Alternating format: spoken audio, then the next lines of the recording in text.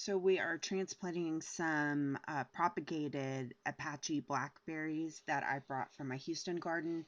I find that these do really well in any climate, but they're really supposed to do well in the desert. They put off thornless, large blackberries every spring with white blossoms. They're very hardy. And so what I did is I took some cuttings at the end of the summer, after all the new canes and old canes had been established and had been pruned back completely after it's done putting off fruit.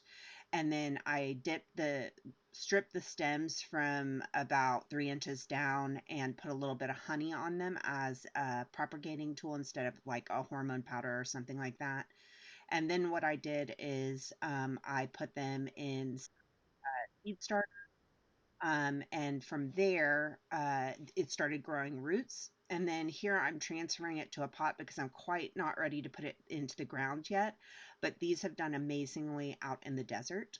And I'm very excited to get a whole line of blackberry established along our carport as a wind block for the garden and for the cars. Here I've just transferred it to this pot and put more potting soil in, and then I've put a layer of pine shavings as the mulch and then covering it with burlap so it doesn't blow away. I hope you guys enjoyed it and have a great